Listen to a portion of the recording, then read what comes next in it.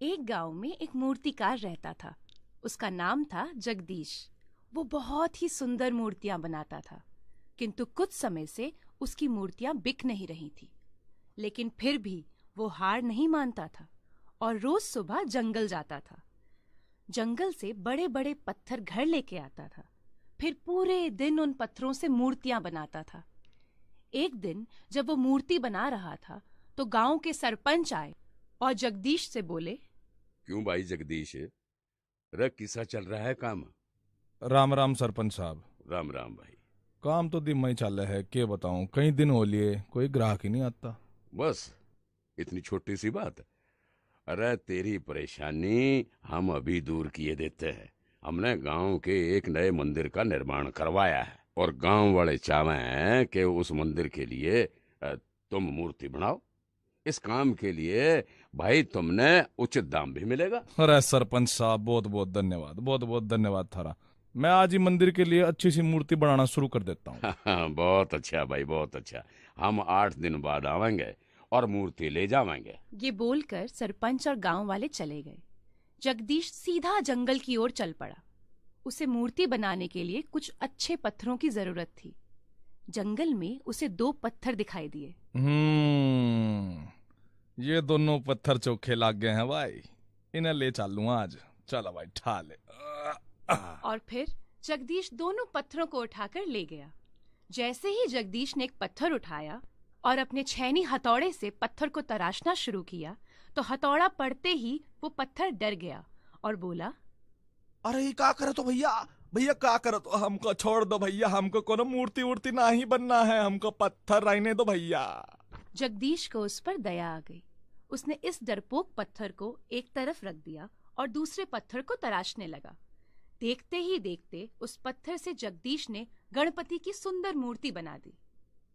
कुछ दिन बाद सरपंच आए और बोले, रे भाई, रवा मूर्ति बनी या ना बनी?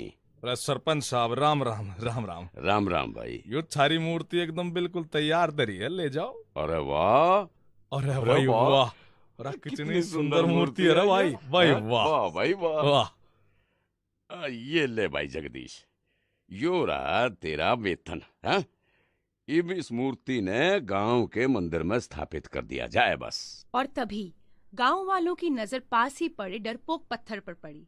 एक आदमी बोला, अरे ये पत्थर भी ले लेते हैं, काम आएगा। अरे तो यू सही कह दी, नारियल भी फोड़ने के काम को भी तो पत्थर चाहिए।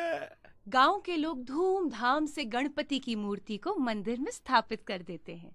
डरपोक पत्थर मूर्ति के सामने रख दिया जाता है।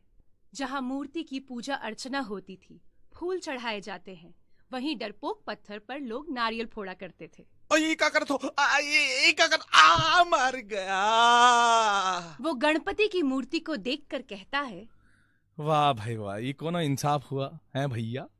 तुम्हें लोग फूल चढ़ाते हैं और हमका देख लीजिए, धा नारियल पे नारियल, धा नारियल पे नारियल, नारियल ही ठोके जा रहे हैं। हम दोनों हैं तो पत्थर ही ना भैया। हाँ, हैं तो हम दोनों पत्थर ही, मगर जब मूर्तिकार तुम्हें तराशना चाहता था तो तुम चोट खाने से डरने लगे। तुमने अपना मौका गवा दिया, वरना अभी मेरी जगह तुम्हें पूजा जाता। डरपोक पत्थर कुछ नहीं कह सका। अजी क्या कहता, बात तो सही थी।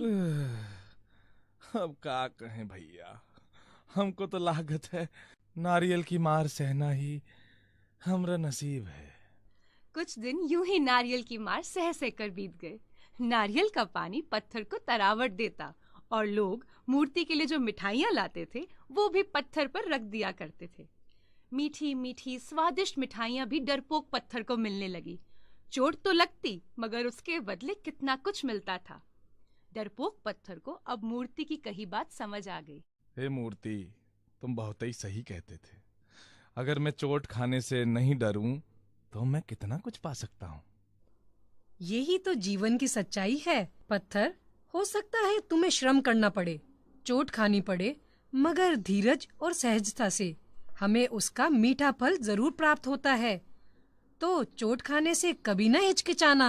तो बच्चों, इस कहानी से हमें ये शिक्षा मिलती है कि हमें मुश्किलों से कभी नहीं घबराना चाहिए। अगर हम मुश्किलों का साथ मिलकर सामना करेंगे तो हमें उसका फल जरूर मिलेगा। किड्स टोन दुनिया को सब्सक्राइब करें।